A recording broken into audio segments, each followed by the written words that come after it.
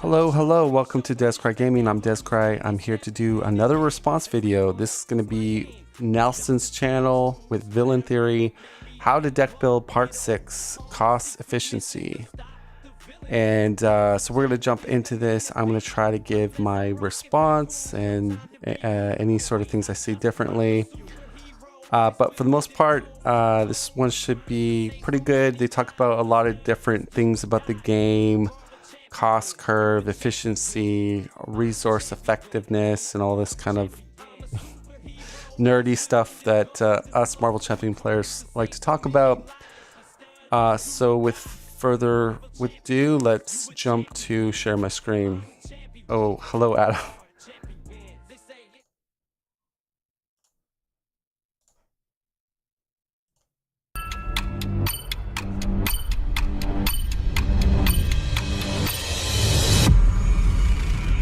All right, so here we go. Hello and welcome back to Nelson All Over Cards. Today, Villain Theory is back on to continue on our deck building series, which I completely blanked on how many we've done. So it's kind of funny is like Villain Theory sort of became, he sort of came out of the shadows like this 2023, I think. I mean, unless he's always been around, I've not heard about him since the beginning of this year, where he kind of like started doing like a lot of decks, or at least I noticed him.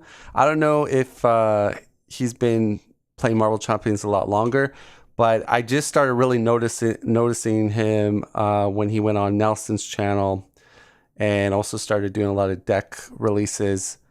So I don't, maybe I'm just oblivious, but I don't know. But anyways, he showed up to the scene, at least I noticed him, and he's sort of kind of a very popular rising star in the Marvel Champions community. Mainly just that he has really good write-ups, and he seems to know the game pretty well. It makes a lot of sense when he's talking about the game. Kind of like Tony Tales. Tony Tales was the other kind of analytical guy of the Marvel Champions world, and he liked to break down a lot of things and talk about like math stuff. So he's very similar to like Tony Tales a bit. But anyways, we're gonna kind of hear what they have to say here. This is 7? It could be 7. It's a great guess. Great number. Very lucky I'm number. sure we will hit 7 or have hit 7 in the near or future past. So we're gonna fast forward the intro because they just kind of not really talking too much about what we want to discuss. So we're gonna jump to supply versus demand in Marvel Champions. What are the general principles of the cost versus efficiency for Marvel Champions cards? Yes. Wonder which one to start with. I probably should have planned this out. They're all kind of relevant. So what I would say about the general things, let's say I pay X money, X resources, I get X damage or Y damage. I think a flat value is a good baseline. Whenever I see a new card revealed or something, I've got these numbers going through my head, but that number in actual gameplay will be changing, and decks are built for gameplay. So when you're building your deck, all very relevant. I think one of the most important principles I would say is supply versus demand. So there are different ways you can. All right, so that's it's an interesting concept. I guess his thinking is, depending on, do you need to thwart, do you need to deal with minions, do you need to do damage to the villain and try to win the game? So depending on how many of that particular cards you have in your hand relates to, demands or supply versus demand, I guess. And I think though the game is a little tricky because I think Marvel Champions it's sort of, you go into phases where maybe the next 3 rounds you're controlling, you're trying to maintain threat, trying to maintain minion control, but you're not looking to damage the villain, or if you're doing a rush strategy, then it's pretty much just damaging the villain. But I think when you get near the later of the game, it's all about damage, really. But let's just continue to hear what Villain Theory has to say. Look at this. You could be in the case where you're in the middle of a game, the villain pulled advanced, they're like one threat away from destroying you, and you're like, well, my whole hand is damaged. I've got a massive demand for threat removal. Where's my supply? So now you could have a card that's maybe, it might cost your whole entire hand and only remove one threat, but that is definitely the play you want to make. So the complete value is shifted because you need this threat removal. And you can sort of step back and take that to a deck building level, even just a like level of the card. So I would say this, when you make a well-rounded deck, usually in solo, you're like a jack of all trades. But if you make your deck sort of, with some threat removal, some control for minions, and then maybe a little bit of damage for the end game, mathematically, you should always sort of maybe draw into one of those things that you really need. But if you make a deck that is very geared towards one sort of kind of thing, either just killing minions and doing damage or just threat removal, that's it, then yeah, you could wind into these situations where you need to remove threat and you don't have it, or you need to do damage but you have a bunch of threat removal and you don't really need that. But I also think like when you play multiplayer Marvel Champions, it becomes more of maybe a team effort in the sense of now you don't always have to have the answers. You can kind of rely on your teammates to help you with certain things. Card pool. If I have to say aggression, threat removal is in low supply. In aggression, I would say it has options, but it doesn't have as many options, I would say, as the other aspects. If you have the entire card pool, I would say that's a bit more limited. And I think the other side of the coin is you can bring too much of something. Yes. So to stay with the threat removal topic, if you're playing Justice in solo especially, you load up with all threat removal.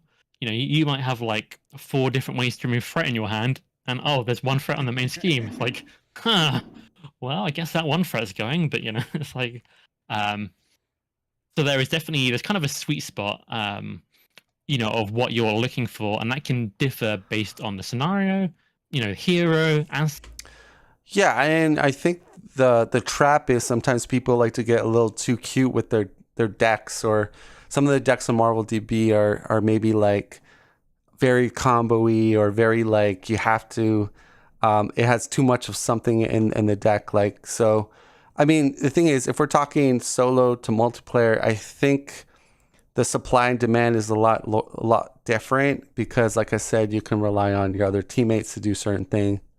But yeah, playing solo, I think the supply versus demand is much more apparent. And that's where I think building a more kind of jack of all trades, evenly distributed kind of deck that does everything you need to do. But I think damage is more on the lower front because a lot of times your identity specific events usually do the most damage. So usually what happens, you control, you maintain threat, and as you get your upgrades and all your powers on the board and allies too, drawing into your identity specific events for damage is usually good enough to get you to the home base, basically. But but there's some villains you really want to one-turn kill them, like Green Goblin, Venom Goblin, any villain that when they flip, they get a lot more scarier, or their mechanism is more worse, or face down encounter cards. That's where like running a little bit more damage in your deck will help you achieve the one-turn kill, which is kind of another subtopic to talk about. But let's keep going. Combination of multiplayer. So is no like, this is what you need, or this is how much you want to pay. But I would say in terms of how we're doing cost to the output, the demand of the situation really does influence what you want to pay for something. Also, I would say when you play in higher player counts, there's more things to exert your cards and your resources, right? So there's going to be more threat. There's going to be more minions out. The demand will be there for the players. But I think, like I'm stressing this, like solo, I think that's where you get into more of these supply versus demand issues. But Yeah, that makes a lot of sense. That makes a lot of sense. And a lot of those things that you touched on are in previous videos, which I'll link everything down below. But one of the things that caught my ear, and one of the I wanted to kind of dig a little bit deeper on, is the multiplayer versus solo part of that equation. oh wow, so no, it just brings up exactly what I'm talking about. Okay, so let's keep going.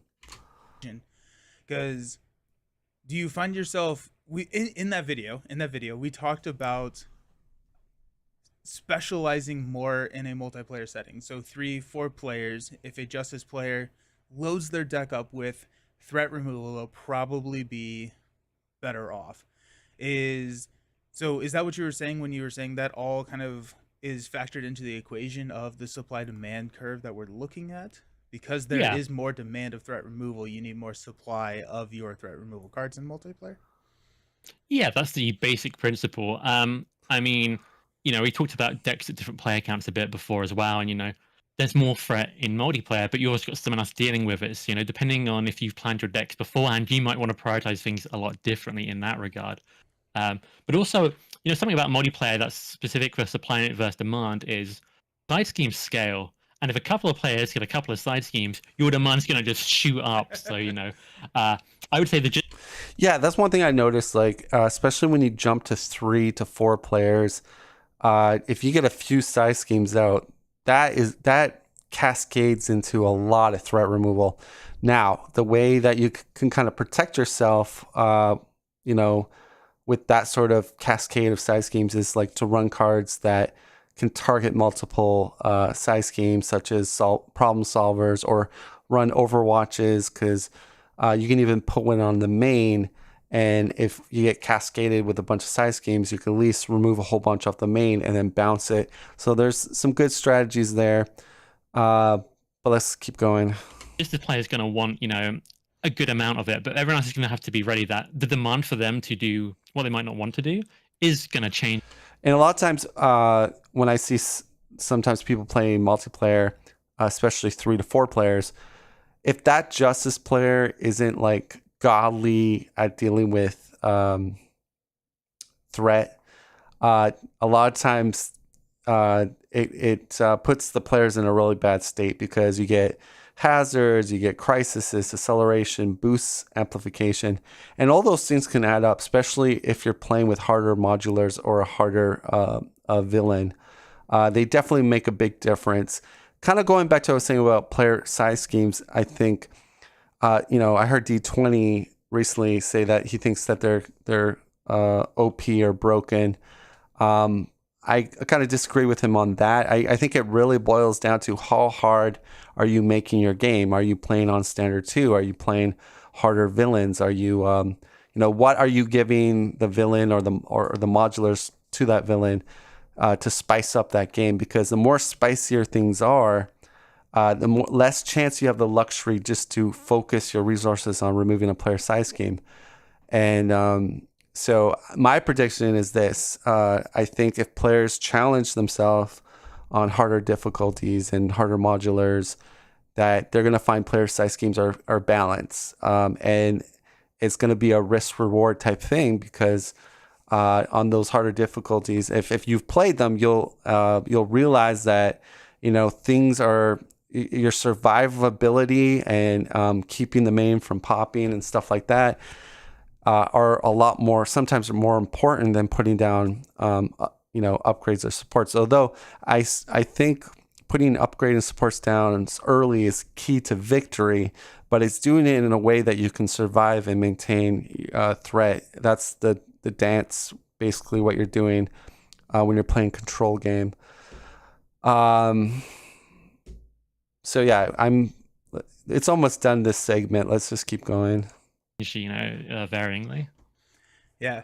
And I guess this is a little bit preemptive of a discussion, but I do think that. Oh yeah, I remember my thought, but what I was trying to point out was that the higher the player count, the more scaling you get with side schemes coming in with more threat. And if you so-called designate a justice player, oh, you're the justice player, you're gonna control the threat. Sometimes it's too much for that one Justice player, unless they're super super good at like dealing with threat. And there are a few heroes in the game that have good readies, high thwart, good abilities, good events for dealing with thwart. So in some cases, yeah, that one Justice player can deal with all that. But I've seen other games where the Justice player is sort of not the best thwart removal Justice player, and then the players ultimately lose the game because there's just too much threat. They can't remove it all, and the other players aren't really built to remove a lot of threat either. So sometimes you probably what you need to do is assess how well that Justice player is for threat removal. If there's like S tier godly threat removal, then probably the other players don't need to invest too much in threat removal. But if it's sort of a kind of a weaker Justice hero, then you might want to think for the other players to focus on threat more in their deck as well. That's like my advice. But that is going to start changing now once we get player side schemes, because it's effectively a sink for threat removal that that we're gonna get. And I'm excited. It's gonna change the math and change the demand of threat removal. So threat removal is going to be in. I would say of the main ways you interact with the game, which I would say is like damage and threat removal, and kind of defense or healing. But that's kind of almost like damage mitigation. It's kind of the opposite side. Threat goes up and down, health goes up and down. I would already say threat is kind of the most in demand. There's a shorter supply of threat removal. Compared to damage, which I think is very prevalent. If you want defense, you've got allies can block you, that kind of thing. Player side schemes going to make threat removal even better. So it's going to be very interesting how that impacts things. Yeah. So they're kind of done talking about that topic, but going back, I just want to emphasize player side schemes. I think it's a great thing that Fantasy Flight is introducing, because honestly, I think they have to start introducing new mechanics, new mechanisms, new abilities, especially for us. I mean, if you've been playing this game for a few years now, the game can get a little dry. Like, when they introduced teamwork, I really like that. It kind of spiced up, and we only have a few modulars with teamwork, but it definitely changes the way minions play. And I really like how they introduced that. And again, I think the player size schemes are going to breathe new life sort of into some of the interesting things we can do in Marvel Champions for the players. And I think it's important that they continue to make the villains and the way that the villains work, introduce new stuff for them as well, to keep us interested, and especially us older Marvel Champion players. We want that new, fresh feeling. So I think they did the right decision with player size schemes. Initially, when I first heard about them and looked at them, I thought a lot like D20 and some of the other people. I thought they were like too good. It's gonna break the game. But then when I looked really at other things about the game, and when you experiment about customizing your game and you make it difficult, or at least give the villain tempo, that player size schemes is not going to be as broken as people think. But again, it goes back to, if you play on lower difficult settings, then obviously player size schemes are going to be advantageous to the players. So I'm just hoping that the community understands that. Like, I know I'm stressing it in my videos, but I feel like there's going to be a lot of chatter out there that they're way too good and all that. But I feel like a lot of the players are missing the point. Like, and I guess that's one of the negative things about Marvel Champions, is that it's not constrained. It doesn't lock the players into kind of a game where it's balanced for you, so player size schemes aren't too good or too hard to deal with.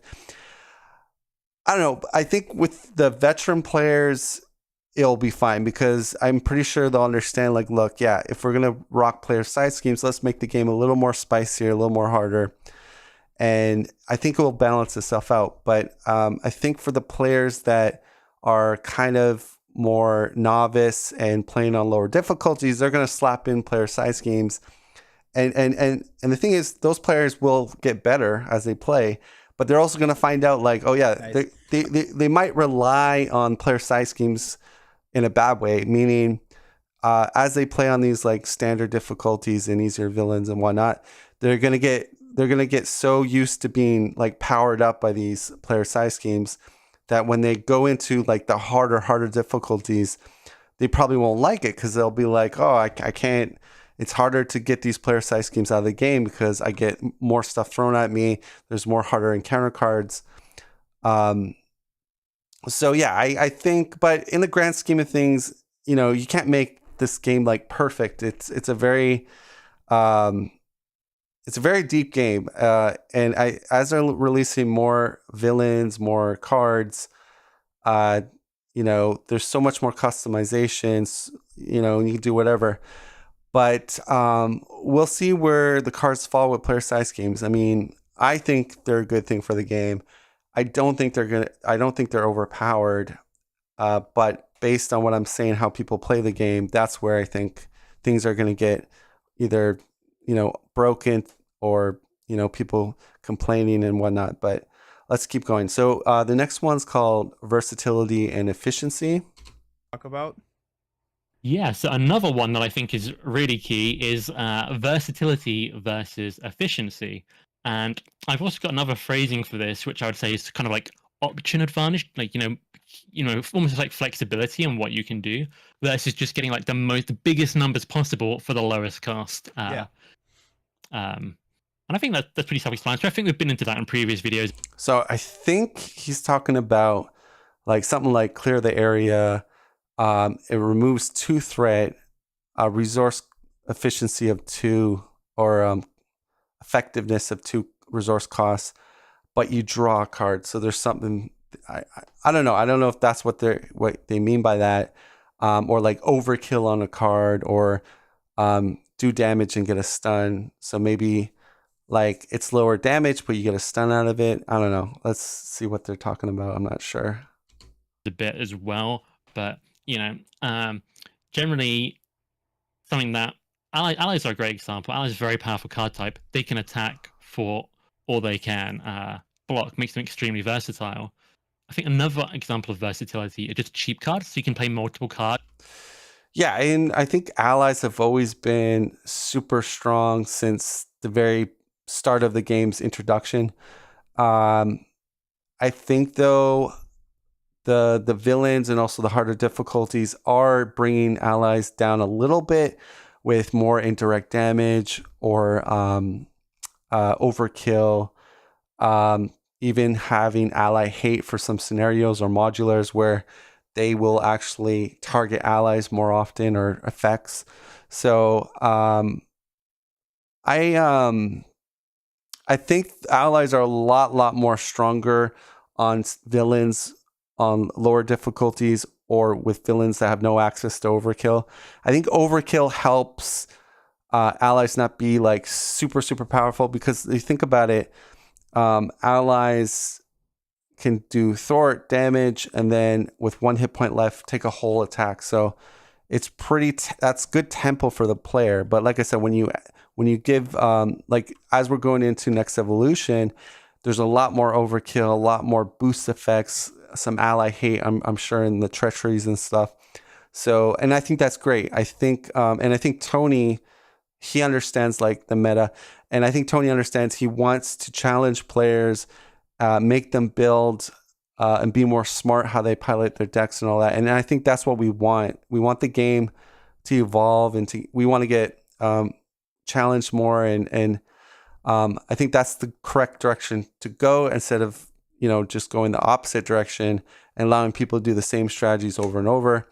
I think that's one thing that I noticed with Tony. If you look at his Mojo Mania pack, how he had mechanisms in there to kind of stop the meta, whether that was with the first villain or Spiral, the second villain, because there was things that he wrote on the card where you're like, oh, wow, he knows the meta. He knows how this works, because he put limited things on certain things. So, and that's what I like about Tony. I think I'm not saying Caleb doesn't understand that, but I feel like Tony is a little more aware of like the favorite strategies and all that.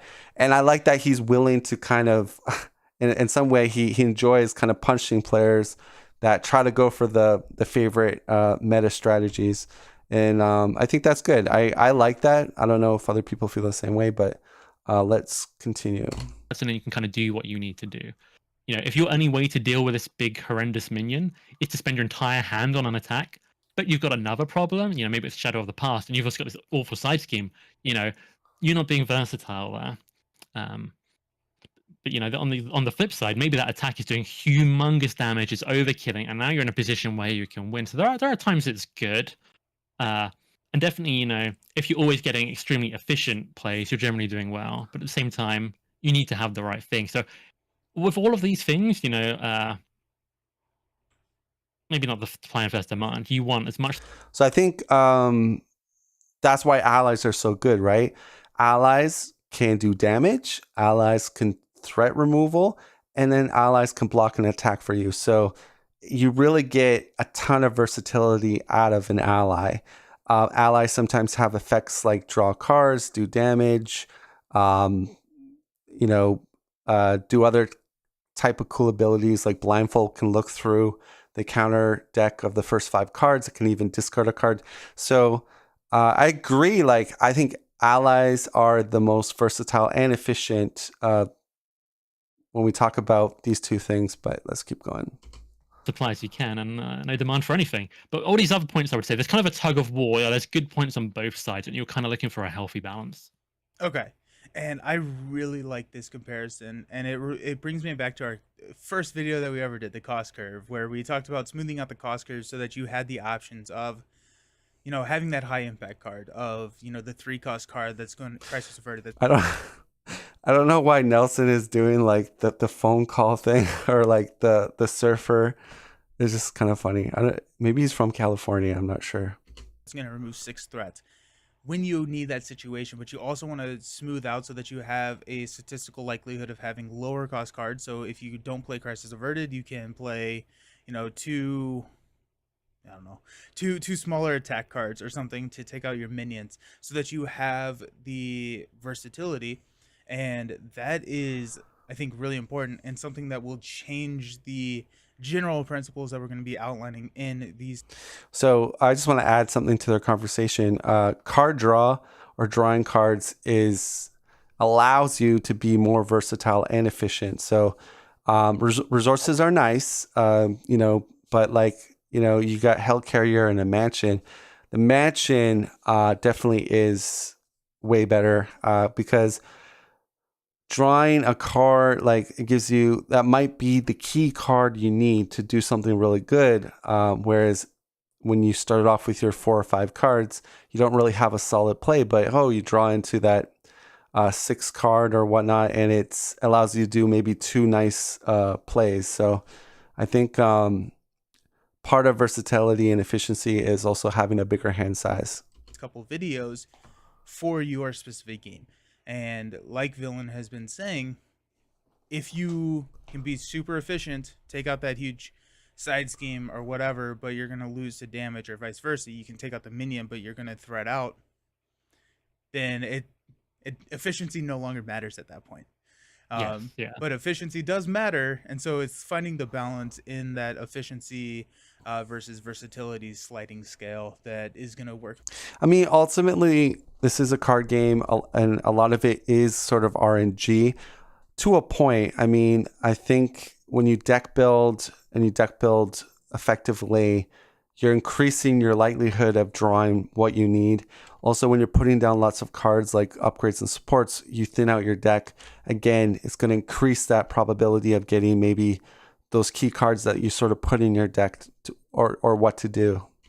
Best for your hero in your game. And so I'm excited because this is something that I find myself, you know, at the end, I was like, oh, I had way too much threat removal. Nice.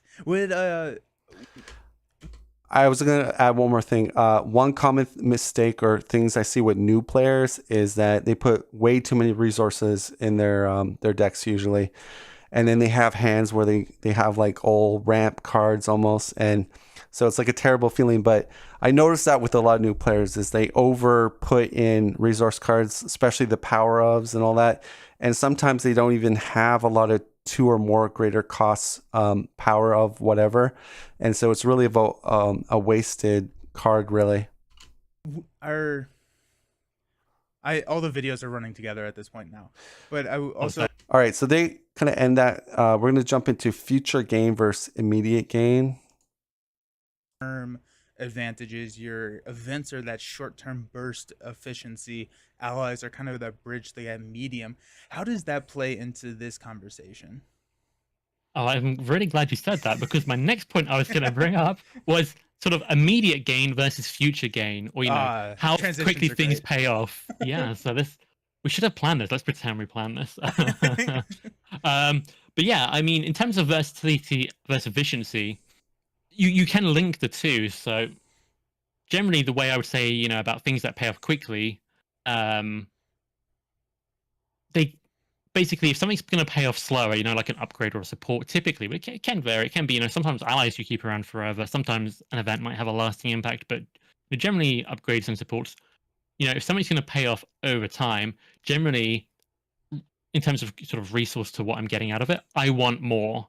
You can promise me, we get 1 million. What country are we? Should I use this in? Dollars, pound, some money.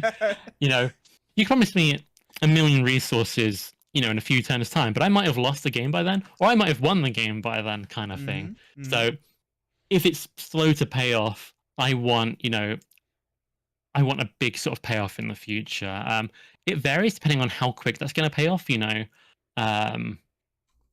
Yeah, I mean, I kind of get where they're going with this. It's kind of like you're near the end of the game where you have most your upgrades and supports and your abilities out, and then you draw into a mansion, but you're literally maybe 2 turns or 1 turn out from killing the villain.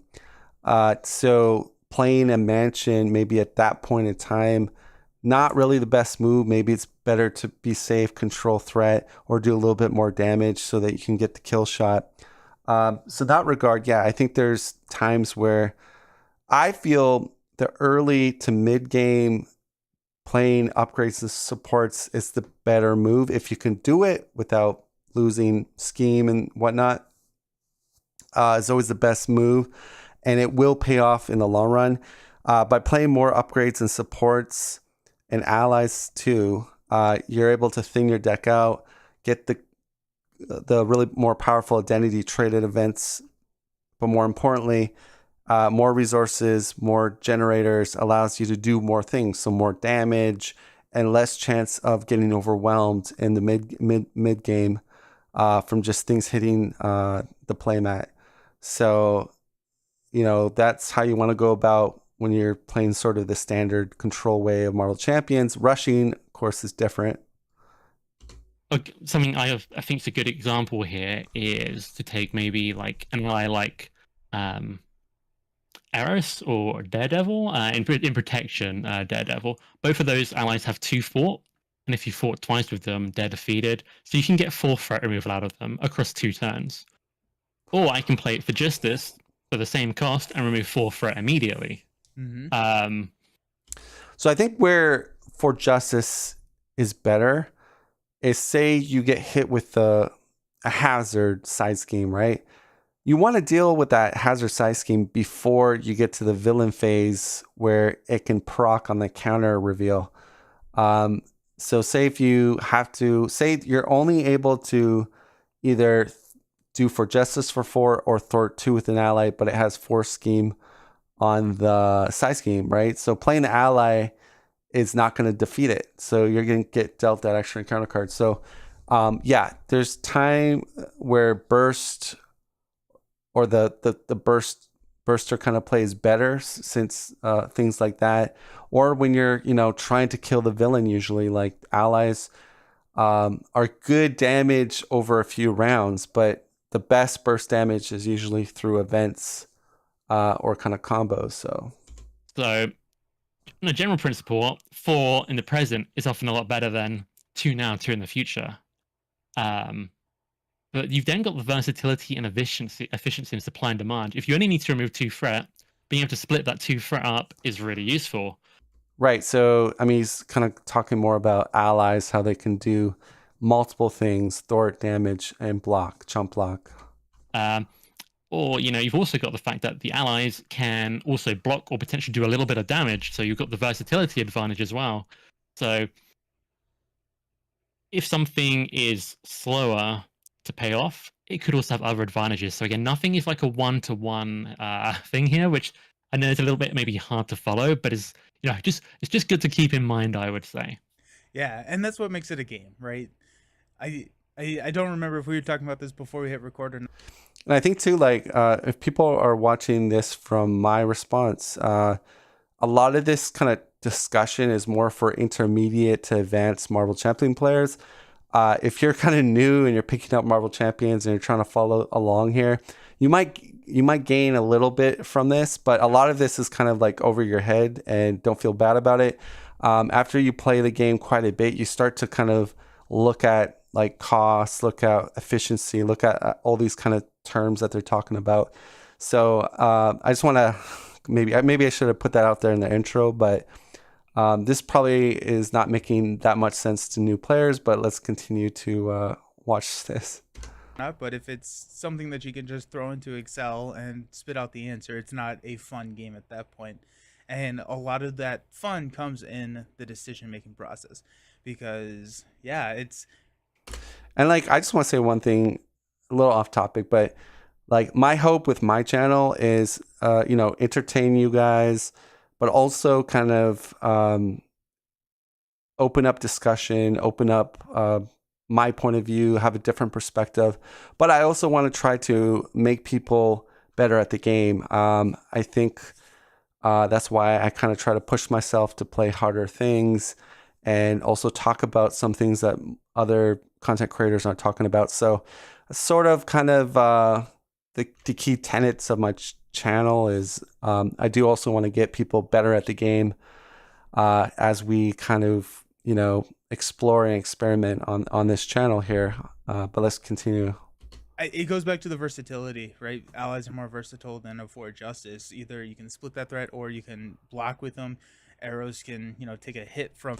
I will say this too, like Nelson has really improved a lot. I mean, I know when he first started, he's been playing for a while now, Marvel Champions, but lately he's gotten a lot better than, and I'm not trying to knock him. Like, what I'm trying to say is I notice he's improved a lot. Like, I've watched some of his games now compared to maybe a year ago, and he, he's a lot more smarter. He's really, when he's looking at his hand, he really understands like the things that they're talking about right now. But so I will say that to him, like he's definitely, when he's talking about stuff, he's up there with Villain Theory. Like these are both very knowledgeable people when it comes to the game. But anyways, let's keep going. Venom with 17 boost cards, and hopefully one of them doesn't give him overkill. But I probably will. It probably will. Nice. Yeah, I like that. That's interesting. So I do want to talk about specific examples and put concrete numbers to some of these, but I want to make sure that we get all of our general principles talked about first. I'm going to let you talk about some more of those if you have them. I've got 2 more left. Perfect. And they're kind of linked. So Okay. So the first one I've got is sort of conditional cards or effects versus unconditional. So, Okay. if you jump through this hoop, you get this extra bonus. And if you don't, maybe... Oh, I'm really glad that they're talking about this. So in layman terms, what they're talking about is a lot of maybe cards such as like here's a one that people kind of see is the ones that have hero response or maybe response, but you have to be able to trigger it. So such as the one in aggression where when you change, it says change form response or hero response, deal 4 damage. So it's a 1 cost event that is higher on the efficiency ladder than most 1-cost aggression events. And it's better in a sense because there is sort of a conditional kind of effect where you have to be able to change forms to proc it. There's one in protection, and I'm sorry, I'm forgetting the names of them, but if you play the game, you kind of know what I'm talking about. It's those change form type of cards, and they're like I said, their efficiency is a lot better than ones with no unconditional effects, meaning you don't have to do something in order to trigger it. Here's one that's I do remember the name: Turn the Tide. It's a justice event, 0 cost, but it does 3 damage. So it's a card effective resource cost of 1 only, and it's doing 3 damage. So usually the when we're talking about damage, 1 cost of effectiveness resource would equal to 2 damage. Like that's a really good damage. But Turn the Tide goes to 3, so that's even beyond like a great measuring tool of 2 damage for 1 cost. But there's a conditional response for it, so you have to thwart defeat off a side scheme or have the main go down to 0. So, but what I would say to this is, the deck that you pilot or the hero, there's some heroes or the way you play your deck can be able to achieve to hit these conditional things a lot more easier and more consistently than say other heroes or other type of decks. So I think this is where your knowledge when you play Marvel Champions to know your hero, what they're good at doing, or how you're deck building, will these cards be able to proc a lot for you? If they don't, or you pick a hero that's not good at meeting the condition, you're always going to have these frustrating or sad turns where you're like, oh man, I wish I could do it. But anyways, this is what I believe they're talking about. So let's continue. The card doesn't work or you get less of an effect kind of thing. So an example is Clear the Area. If you can remove the last threat, you get to draw a card. If you don't, you don't get anything extra. Right. And though this varies, conditional cards tend to be a little bit more powerful, but you have to try and line them up to make them work. And unconditional tend to be a little bit less powerful, but they're more sort of general. And I think that is one of the, if you were to ask me, Descry, how do I get really good at Marvel Champions? Or, I notice you play really well, you do really well. That has a lot to do with it. So right there, this is before you even start playing against the villain, is when you're going to deck build or pick a hero, it's looking at your deck pool and trying to say, okay, what is the most efficient? How is my deck going to play? So a lot of these conditional cards are great in decks or heroes that have a better chance of proccing those abilities. And I think that is a key to building a good deck, or at least being consistently strong when you're playing Marvel Champions, is you want to really utilize your hero's strengths and strengths, and also how you deck build that particular hero. And you're not always going to play these type of cards in every type of hero, but they do come in really clutch when you kind of play a hero or build a deck that sort of caters towards these type of cards, because they are above efficiency.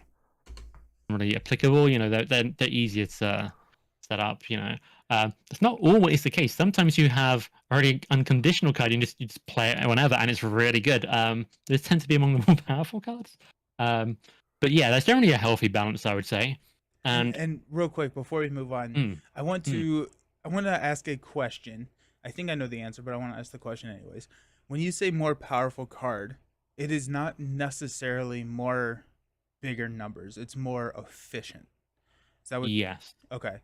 Because Clear the Area, 1 for 2, or I guess 2 for 2 if we're talking effective resource, that's not a big number. Yeah, I just want to clarify this. So when they say effective resource, they're talking about the card itself is 1, because it's literally a card that you have to play or discard or whatever, plus the amount to pay for the card. So for instance, a 1 cost Clear the Area, you're counting Clear the Area itself as one effective cost, plus the another resource to equal the one cost. So it's like two effective resources. But sometimes you might say clear the area is a one cost card, which it is. But when you think about it, it's actually two really, because to play the actual card is like one cost in itself. But yeah. That's not a flashy number, but it is a conditional card with a good benefit. Yes. So okay, so it's more efficient. You're getting more bang for your buck. Yes, exactly. Yeah. It's interesting because in some ways, Marvel Champions is a numbers game. Everything has a number. You want their health number to go down, yours to stay up. You deal numbers of damage to make that happen. But all these situations do make it vary. You know, there's no. And I wanted, because it's funny that they mentioned the numbers and it's a number game. And I think when we had a roundtable like last year with a lot of content creators, that did kind of come up where they say, some people just see the Marvel Champions as just a bunch of numbers, like deal 2 damage, remove 3 threat, and all that. They're not really seeing, like, because when I play Marvel Champions, I don't know, I like to let my imagination kind of go more and more thematic in my head, but I'm not really seeing 8 damage web kick. I'm seeing like literally Spider-Man coming in, doing a web kick, and I look at the art and I look at the villain. And so for me, like I don't know if everybody's like that, but like I don't really look at it just strictly as 8 damage. Okay. I try to visualize when I'm playing Iron Man and I do a repulsor blast. I'm just kind of putting myself in like, Iron Man's doing a real repulsor blast, like a big one, not like, oh, I did 11 damage. But yeah, let me know in comments, like, do you see the game just a bunch of numbers, or do you look at the art, look at like the ability of the art and everything? Like, do you kind of thematically pretend like you're actually doing these things when you're playing the game? And I think most card games try to do that. Like, I mean, Magic the Gathering, they have a lot of lore in the art, and so I don't know. I'm curious to know is when people are playing these type of card games, is do they not try to thematically imagine things, kind of like because I've always sort of done that, and I don't know if I'm just weird or yeah, because this came up on our discussion that people just see Marvel Champions as a bunch of numbers, and I never seen Marvel Champions like that. So let me know in the comments if you're kind of like me, or if you're like the other people that it's just a bunch of numbers. Anyways, I just bring it up because he kind of brought up the number thing, and it reminded me of that. Like we keep saying, I think this is really important. There is no single answer. But if something is efficient, and what I would say about clear the area, might get onto this a bit more later, but because it's a cheap card, it is quite versatile in what you can then go on to do as well on your turn. It has a lot of advantages in that way. Nice. Yeah. Nice. Okay, cool. Sorry for cutting you off, but No. The final one I have is sort of guaranteed gains versus potential gains. So there are some cards that you have to sort of play in advance, and you don't know what's going to happen. A lot of these are like the defensive cards. So if I play Expert Defense, gives me +3 defense, but then the villain only gets a 0 boost card. I might not have actually got any damage prevention from Expert Defense. So here's the thing. In protection, there is a lot of event cards that give you a good benefit. There's a 1 cost defense card that can ready you if you perfect defend or stun the villain, never back down. Then there's ones that if you take damage, you can play to prevent damage and either remove 2 off the main scheme or 2 off a side scheme. Or there's like sidestep, which is like you don't take 3 damage, but then you can ping the villain for 1 or ping an enemy. And so I mean he's using a 0 cost event. It's not totally bad, but most protection decks don't really run that event card because you could get like a 1 boost or a 0 boost, and it kind of feels bad. Whereas the other events that I described, they can ready you, they can do maybe a ping damage or remove threat. So I think kind of it's not totally true what he's talking about. Like, I mean, it depends what you're putting in your deck, right? Hence, on the other hand, he might have got a free boost card, and actually, I got the whole benefit from it. So that's one is quite. I would say there's quite a lot of complexity there as well. And sometimes, quite a lot of the time in cards like that, you won't actually get the maximum value, but you'll get enough that it was a good play. But it can vary. Sometimes you could get tons of value, and other times you get like next to nothing. Yeah, the next examples I have off my head are a lot of defensive ones, but I think a good comparison is something like Judoka skill. Hope I'm saying that correctly.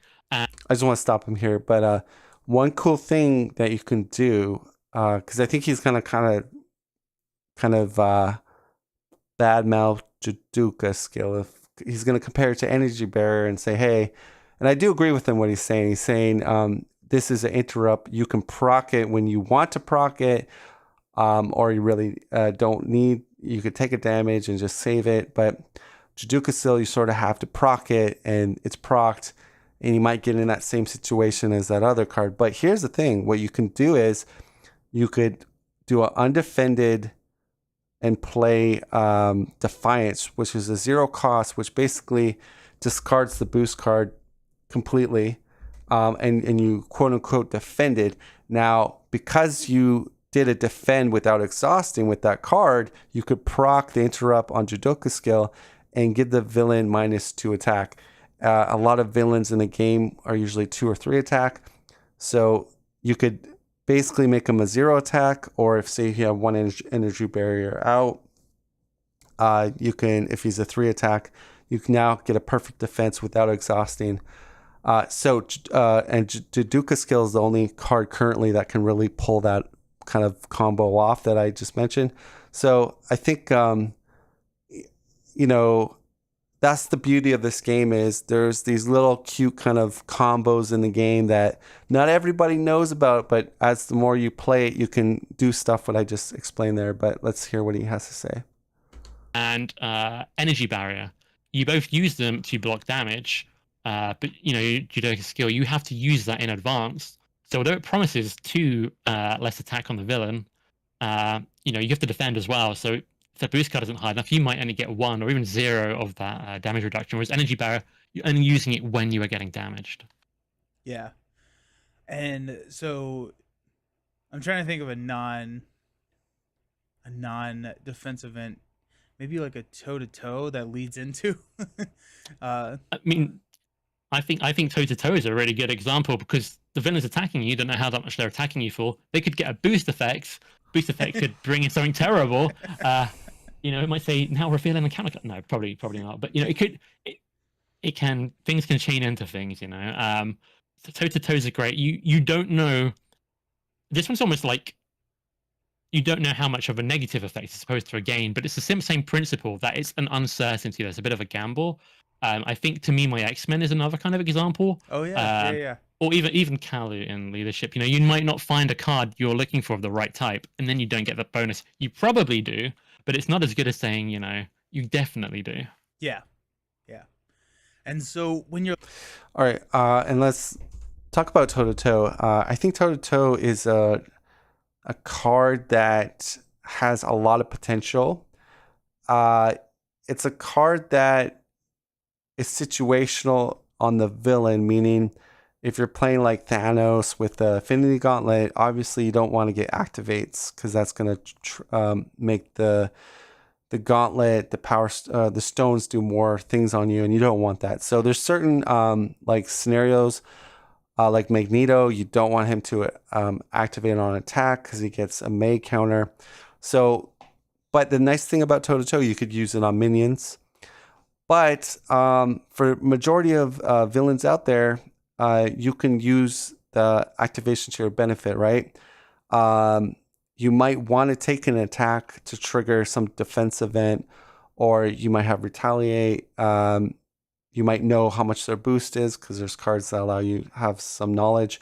So it's a great card. It's very good for the condition when it's met. I mean, 5 damage is really nice.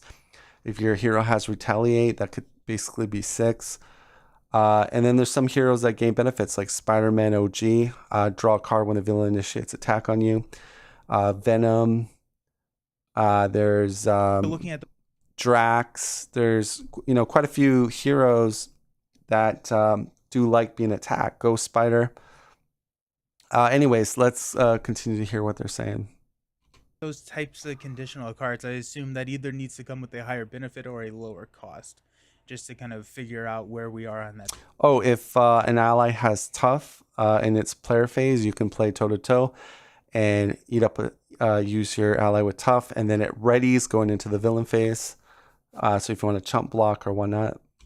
Slider, in order for it to yeah. be considered a playable card, I guess. I guess would be the caveat. Yeah, and it kind of depends how versatile they are as well. And like going back to the other points, and well, how much supply and demand. Maybe if you really need something, you're happy to take a risk. I think something of a risky card, because although I'm talking a lot in gameplay so far, this does extend to deck building.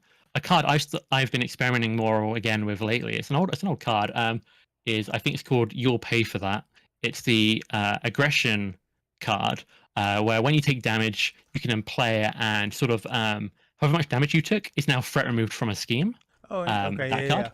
And although you can choose to use it, having seen how much damage is there, if you're building your strategy that into your strategy of threat removal. Yeah, I like that card. It's definitely not OP. It's not broken. And it only really works well with certain heroes that sort of have that HP threshold, right? Because in order for that card to do well, you have to take damage. And ideally, taking 4 to 5 damage is what you want to be taking with that card. You don't know if that's going to come up at the right time where you can afford to take an attack, or if you're going to take enough damage to cleanly remove that side scheme, and then you might have some kind of efficiency problems. I still think it's a good card. There's most cards in the game are good in some situation, right? But they definitely at a deck building level, sort of, and also in actual play directly when you play it, it can vary. So some cards it will just uppercut. You're gonna get I think you uppercut. It's 5 damage. That was a bad example. But another card like Expert Defense, you might not actually prevent 3 damage, even though you'll definitely prevent at least up to 3, but you might not get all of that happen. Nice, yeah. Okay, let's talk numbers. Let's talk about both, and I want to frame this both in gameplay and deck building. The discussion around both of those aspects, because I think they can be similar, but they're not the same. Because of our supply demand, there really isn't necessarily there's a I don't want to say this. There's an anticipated demand when deck building, but there's a real demand when playing, and so that changes the equation drastically. But let's talk about. You want to talk about damage first? Let's talk about damage. I might rewind a tiny bit to something we didn't announce we were going to do. This is live, by the way. No, it's not live. But the one thing that is interesting, I think, to talk about just very quickly is, one resource is pretty obvious. It's one resource. But how does that compare to one card? Because a card is a resource. But at the same time, it's another option in your hand. We have covered this in other videos, I think. But I think just setting a baseline of values, one resource, not going to surprise anyone. Yeah, it is one resource. But is one card one resource? I tend to value it a little bit higher. It's hard to put it to an exact number. Is it worth like 1.2 of a resource? It depends on the situation. If you have a bad hand, if you can get more cards into your hand, that's going to really help you out. Yeah. If you've got an upgrade you desperately need, getting that card draw is probably going to just get you closer to it. Really going to help you out. But I just think it's worth bearing in mind. All right, so I just want to, there was a chat message from Gaming. It says, I find myself struggling to stay at 40 cards when deck building. I usually settle for 42 to 45 because there are so many good cards and strategies. Yeah, I mean, you know what? I like to always try to go to 40, but, sometimes it's not too bad to go to 41, 42.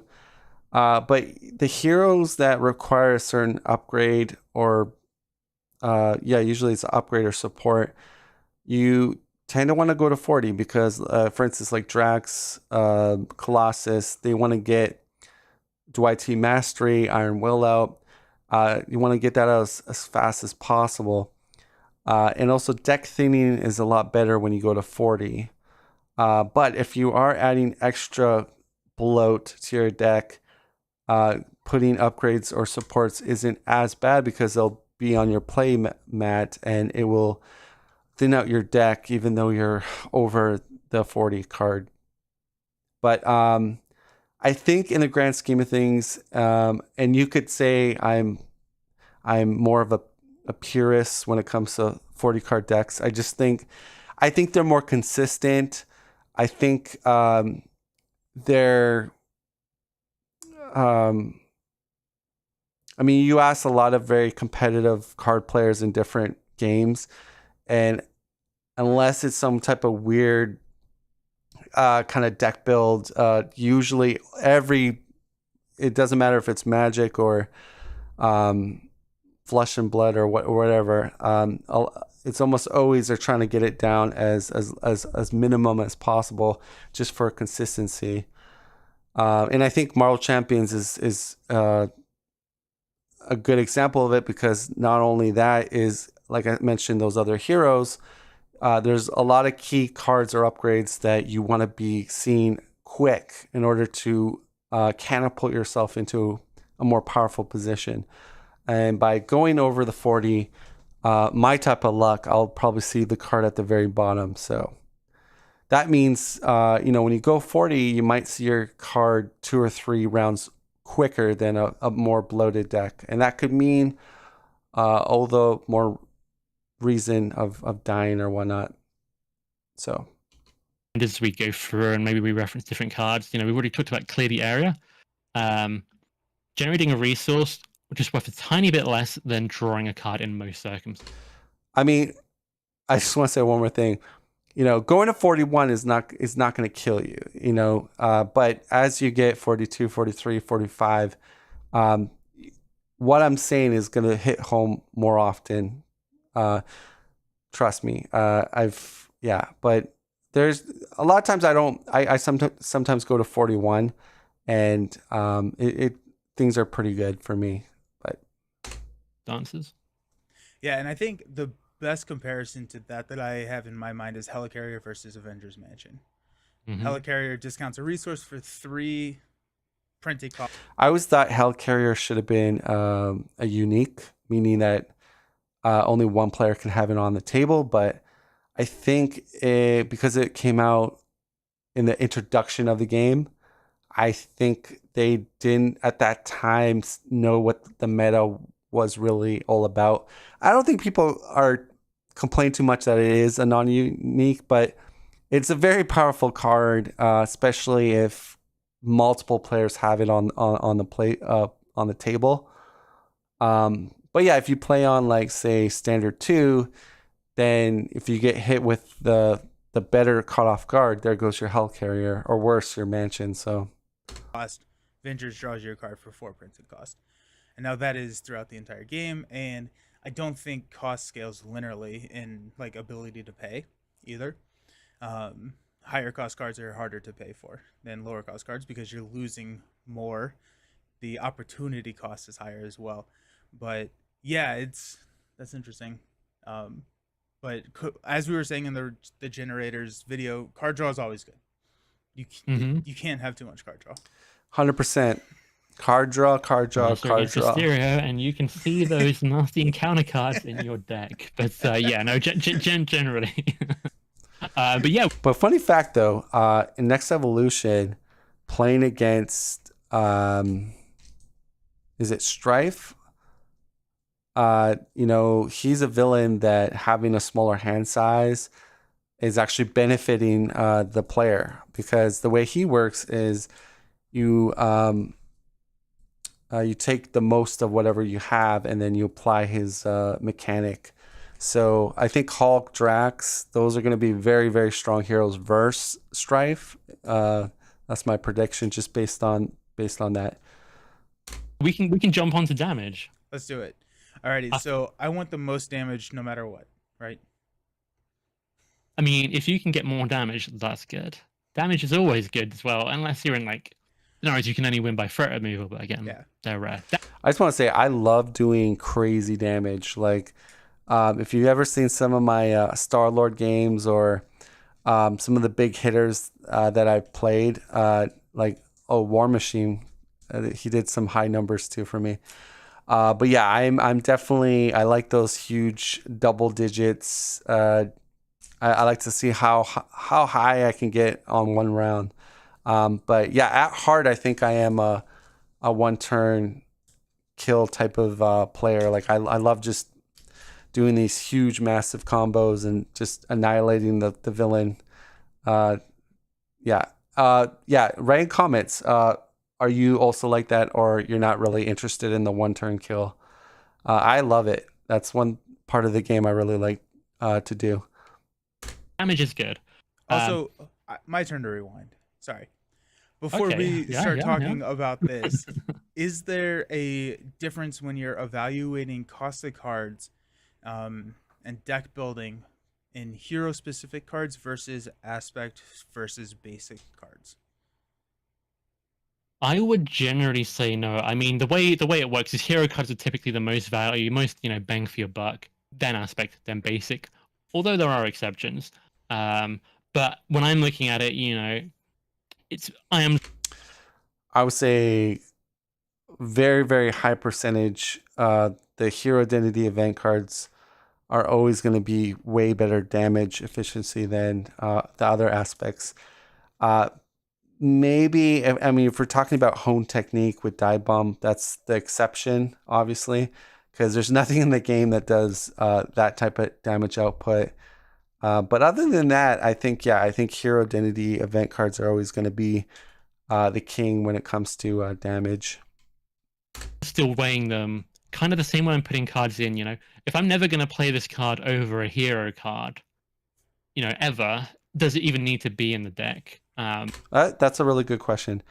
Well, it depends. Like, are you trying to get, if you're going for that one turn kill type of scenario, then you do need to put a few more damage events or whatnot in your deck than just the hero identity ones, in my opinion. You get a hand with no hero cards, of course, and that's something you can sort of plan around. But I would say Miles Morales is an example of a hero whose hero cards are extremely high value. So you're kind of building almost a lot of the time supporting. So I'm just going to read another chat message here. So Brady Hall says, I wish more decks on Marvel CDB were built for multiplayer rather than solo because I play multiplayer. So I usually just build my own decks to enhance multiplayer.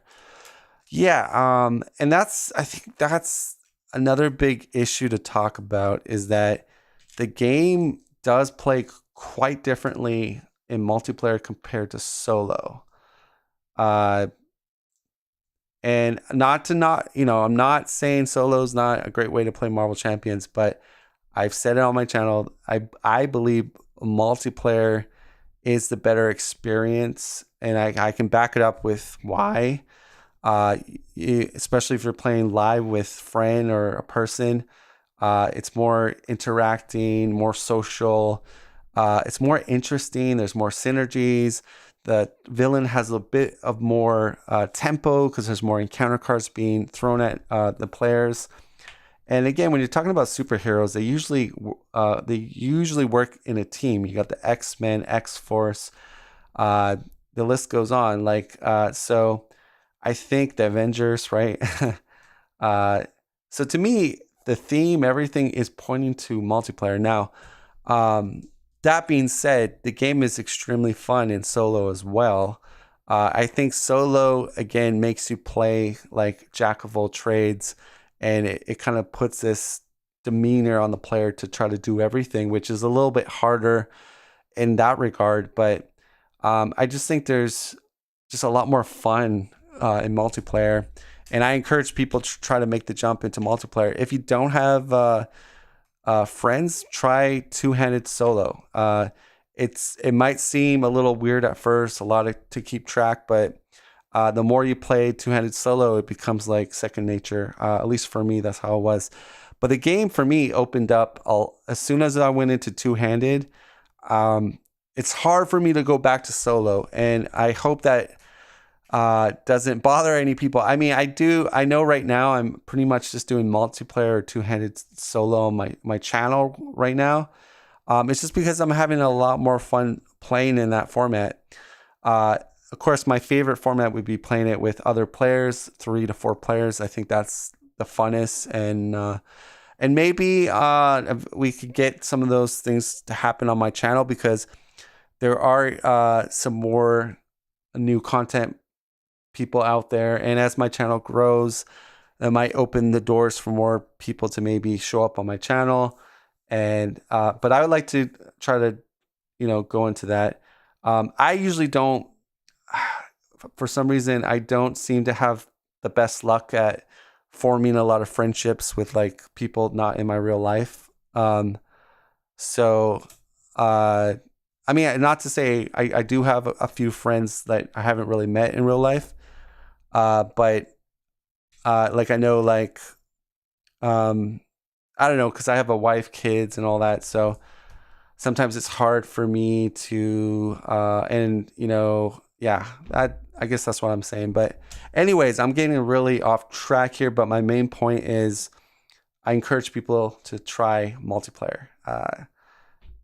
Yes, and I gave you the reasons why. Let's continue. Those cards for when you don't have them or to help find them. Whereas other heroes have weaker. And I do agree, Marvel DB is catered to practically almost all solo decks. Well, a high percentage is all solo, or at least they look like that when you click on them. They look very jack of all trades, and it's written out as a solo thing. The ones where you're like, okay, this aspect card is going to be more of a main thing I'm really relying on. But at the end of the day, if a signature card and an aspect card, if I'm paying the same and getting the same damage, I'll value them the same. If I'm getting better from the signature card, I will still value that higher. Okay. Yeah. Cool. Okay. Awesome. Let's talk about damage now. Well, it's my turn to rewind again. No. No. The only thing I was going to say, So before he says anything, I will say this: if you're doing the control type of play with Marvel Champions, damage is probably at the start of the game to mid game. It's probably more at the back of the supply or demand. Sorry, the demand. I think damage comes into effect more if you're being flooded with minions. But like in the early to mid game, it's usually the last thing you really need, really. Like, but I will say, like, obviously, if you're playing aggression, then it's flipped. Then it's all about damage, number one, and you're trying to win as quickly as possible. But I would say damage doesn't become very important until the late game, when you want to kill the villain, or if you're in a bit of a bind and that's your only kind of winning strategy because there's just too much stuff out.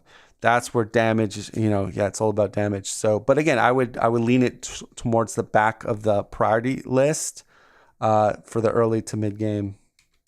Because a lot of the time when I'm talking about the cost of something, if I play something that costs 2 resources, but I draw a card back, the net total kind of even, you can almost consider it almost like a kind of a rebate. You're getting some of the money you paid back afterwards. So, although I think it's more advantageous to have a card that is purely cheap to begin with, if something is drawing you a card or somehow generating you a resource after you play it, it's kind of a small refund, and you can kind of mostly take that off the original cost when you're figuring things out. See, that's interesting. I want to talk about this because I almost think about it the opposite in a lot of situations. Whereas I think a rebate on a card is better because you get to see more cards. And you can use something, if you have a 4 Justice and there's only 2 threat out there, you can use the 4 Justice to clear the area, and then you can draw into something that may be playable. I think that's a very valid point as well. I think it's situational. I would say... Aren't they supposed to be talking about damage right now? I would say it depends on the situation. I would agree. I would say card draw... probably it's more valuable than being cheaper, but resource generation not so much. But it depends what it is. So with Helicarrier and Avengers Mansion, those are very expensive cards. So your versatility that turn, your kind of potential options that turn, if you're playing those big cards, you don't have many options at the end of it. There are a lot of situations, and this is what I was thinking of when I said my original statement, where you will play a big support card like that, and you actually have nothing left in your hand to use it to then generate a resource for and get that refund. So Got it. there's definitely, yeah. Okay. So I would agree with you, but I also agree with me still. Fair, So fair. Yeah.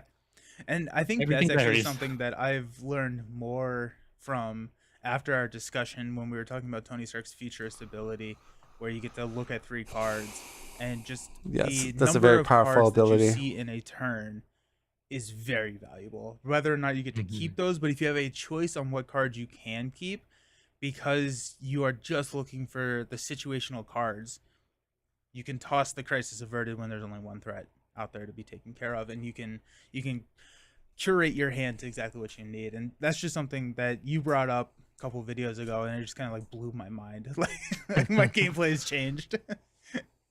Cool. Yeah, that's definitely one of the main reasons Captain Marvel is very powerful. Yeah.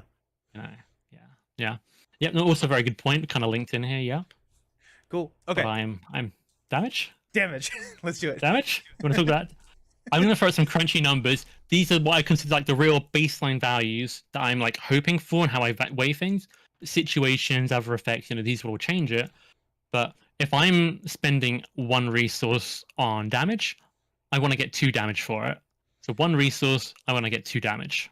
And is that That's like effective resource or is that printed resource cost? effective. So I don't know if we've defined it in this video, but we have in the old ones. So every card has a cost, but you also lose the card itself from your hand. So something that's 1 cost, you play it with a card from your hand, you're actually 2 cards down. So the effective cost is kind of including that. So yeah, so effective. Yeah, so I agree with him. In a perfect world, a good efficiency is 1 effective cost for 2 damage. Totally agree. And anything beyond that is just money, right? Is wonderful. 1 effective resource, I want to get 2 damage. I won't always get 2 damage. Now, threat removal or thwart is, I believe,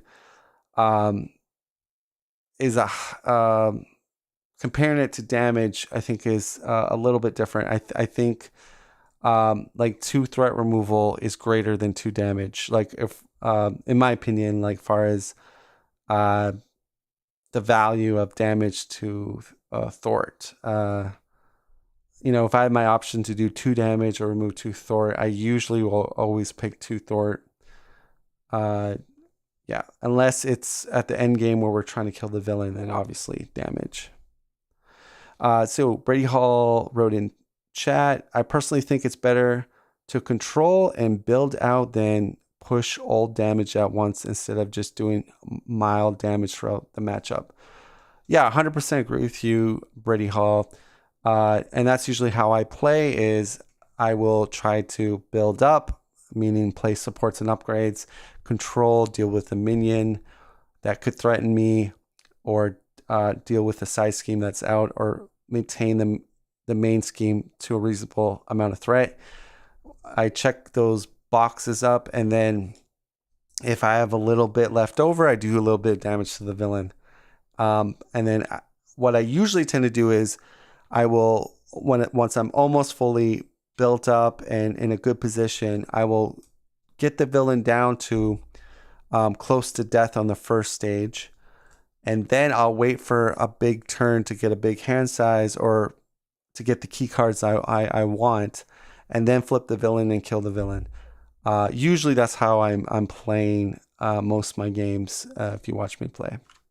Sometimes, I'll get even more. But that is like I'm really hoping for that. If I can see an option that gives me that, I'm like, this is a good, valuable option. I could happily take this and I'd be already pleased whenever I play this, That's what I consider good value. That's like the baseline. You will find that more in signature cards and aspect cards. But there are plenty of aspect cards that also give that value. That's what I'd consider good, and that's what I'm hoping for. If I can. The other thing to mention, though, for instance, Valkyrie has a 4 cost effectiveness. Have at thee. It does 7, so if we're using his measuring tool, 8 is the ideal for damage for a 4 cost effectiveness or whatever they determine the resource amount. But yeah, Valkyrie does 7, but Valkyrie does 7 with overkill. So overkill is, and especially how the way Valkyrie plays, that is probably better than just 8 damage. So I think there's other things like overkill, piercing, stun or confuse. Those are things that can also add to the efficiency part that we're kind of that they're describing, I believe. Get 1.5 damage, for 1 resource. Another way of looking at that is 3 damage for 2 if you don't want, your decimals and fractions. 1.5 for 1 effective resource is what I consider pretty okay value. And this is where versatility comes in. If I play a very cheap card and I only get 1.5 damage instead of 2 for my money, I'm still quite happy because it's versatile. The bigger the instance of damage, the more likely you are to waste something or not be able to respond to other things. So 1.5 for 1 resource, I consider, pretty good. Not what I'm aiming for, but still very happy with it a lot of the time. And then we get down to 1 damage for 1 resource, also known as Haymaker. It's playable if that's what you need, but it's never what you're aiming for. If I'm putting this into the deck thinking, yeah, so Haymaker is a good example of a bad cost efficiency card. It has effective resource cost of 3, and it does literally 3 damage. So yeah, 1 damage per resource. So that is pretty bad. Oh, I can get 1 damage per resource I spend. That's not good. That's the wrong attitude. Right. If you've only got the core set, I think Haymaker's actually a good card. But as you have more cards, it's definitely not. It gets overshadowed very, very quickly. Yeah. Mm-hmm. Okay. Yeah. So, and that scales linearly at that point then, right? So if you are looking for 2 damage per resource spent, if we look at a 3 cost card, which would be 4 effective cost, you would be looking for 8 damage, which would be your swinging web kick. That makes sense. Precisely. That makes sense. Yeah. I am a little surprised that they don't. I'm a little surprised that it's a linear scale, right? I would think that the opportunity cost would increase the expected damage output of a card. Yeah, I think I understand what Nelson's saying. He's saying because this card costs a lot higher than the lower cost cards, maybe the damage or that metric, how they're calculating Fantasy Flight with the numbers would be a little bit higher just because it costs so much to play. But yeah, they didn't go that route, Fantasy Flight. I would say you're right, but I think we're then going to have to move into like real decimal resources if I'm giving exact examples. So, yeah, I would say, yeah, the small. For example, if they had like another swing web kick for 4 costs, so 5 effective resources, and it just increased it for another 2 damage for 10 damage. So you understand kind of the measuring there, like where Nelson's trying to say, like, yeah, like maybe instead of 2 extra more damage is 3. But yeah, Fantasy Flight didn't do that. Of the, how do I say? It's really just like, smaller packets, I think, more flexible, more versatile, are worth more. Yeah. But if the basic values, 2 for 1 is good, 1.5 for 1, pretty okay. 1 for 1, not good. If you can get 3 for 1 resource, also known as a little card called Turn the Tide, 0 cost card, really good. You get 3 damage. That is extremely good because not only is 0 my favorite cost that a card can have, because it's the most versatile, it's the most flexible. You're also getting, way above the average. Most signature cards, let's take Swinging Web Kick. You will not get 3 damage for every 1 resource you put into that card. You just don't. And that goes for almost every card in the game. So any card that's hitting more than 2 damage for my 1 resource, I consider extremely good. Cool. So Turn the Tide, 0 for 3, but you do have to have either defeated a side scheme or remove the last threat from a scheme.